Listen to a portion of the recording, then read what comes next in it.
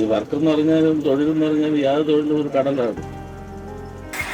അവസാനം വരെ നമ്മൾ പൂർത്തീകരിക്കാൻ പറ്റില്ല. പഠിച്ചുകൊണ്ടിരിക്കും, നമ്മളെ പഠിപ്പിച്ചുകൊണ്ടിരിക്കും. ആ തൊഴിലാണ്.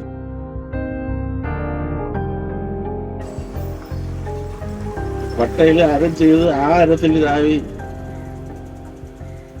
പണി ചെയ്തിട്ടുള്ളതാണ് നമ്മൾ.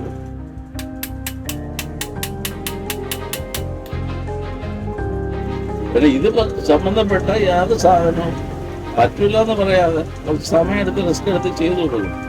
അവിടെ മാത്രമേ ഉള്ളൂ എന്റെ പ്രശ്നം.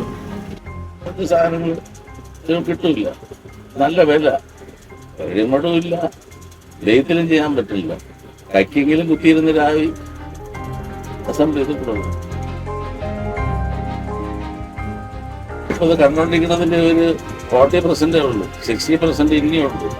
വെൽഡിംഗ് ഉണ്ട്, ലെയ്ത്ത് പരിപാടിയുണ്ട്, ബില്ലിംഗ് പരിപാടിയുണ്ട്, ടൈപ്പിംഗ് പരിപാടിയുണ്ട്, മോൾഡിംഗ് പരിപാടിയുണ്ട്.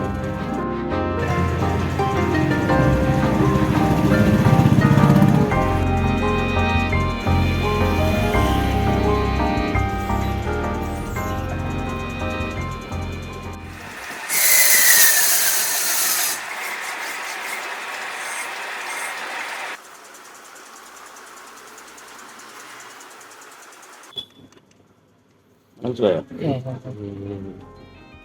ഇതിരട്ടാണ് ഇത് കാരണം. 30 വർഷമായി ഈ മുക്കിൽ തന്നെയാണ് വന്നത്. ഈ ശമ്പളക്കാരനാവണം കേട്ടി ആദ്യം തൊഴിലെടുത്ത് പഠിച്ചു അതെന്നും പറഞ്ഞ് വിട്ടതാണ്. അങ്ങനെ ഏതെങ്കിലുമൊക്കെ പഠിക്കണമെന്നുള്ളൊരു ആഗ്രഹം ഉണ്ടായിരുന്നു. എല്ലാ മേഖലയിലും പോയി. ഇല്ലെന്ന് പറഞ്ഞാൽ എല്ലാ മേഖല, പെയിന്റിങ്, ഇലക്ട്രോണിക് പണി, മെക്കാനിക്കൽ കിട്ട്, മോൾഡിങ് വർക്ക്, അത് തന്നെയാണ് ആട്ടയുടെ മീറ്ററിന്റെ പണി. അവരുടെ നല്ലൊരു ഹെൽപ്പ് എനിക്കുണ്ടാവും.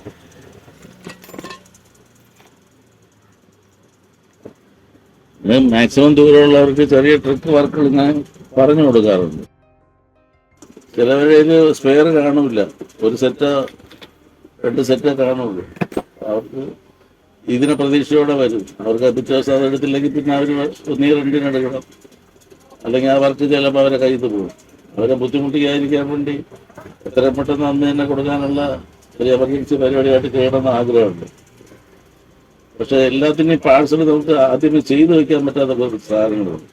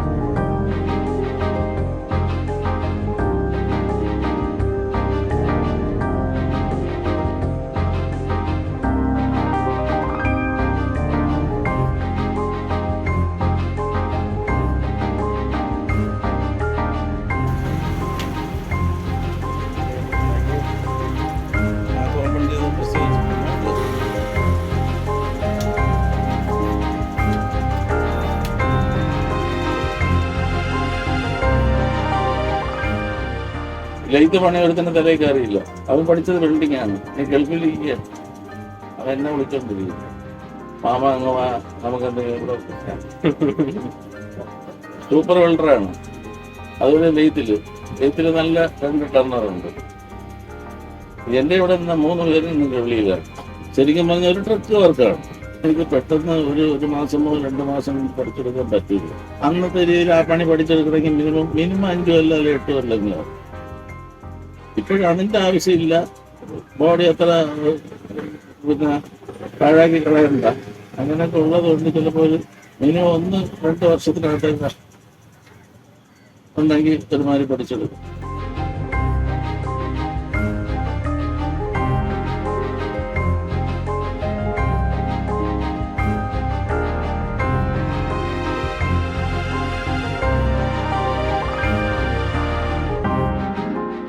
ഇത് ഞാൻ 2-3 അടുത്തായിട്ട് പോയി പഠിച്ചതാണ്.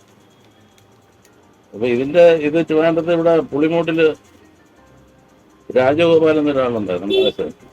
ആ പുള്ളിയാണ് ഇപ്പോഴാണ് തുടങ്ങിയത്. അപ്പൊ അവരനിയഞ്ചക്കന്മാർ 2-3 പേരുണ്ട്. ഓരോരുത്തർ ഓരോ ഫീൽഡാണ്. ഒരാൾ പ്രസ് വർക്ക്, ഒരാള് ഇതിന്റെ പരിപാടി, ഒരാൾ മീറ്റർ പണി. അപ്പൊ അവിടെ നിന്നുകൊണ്ട് എല്ലാത്തിലും ഒന്ന് കൈവയ്ക്കാൻ പറ്റും. അപ്പൊ അതിലുള്ളത് ആരുമില്ല. ഒരാളുണ്ട്, പുള്ളിക്ക് സുഖമില്ല. പുള്ളി ഇവിടെ ഇടയ്ക്കിടയ്ക്ക് വരും, കണ്ണൊന്നും കണ്ടുകൂടാ.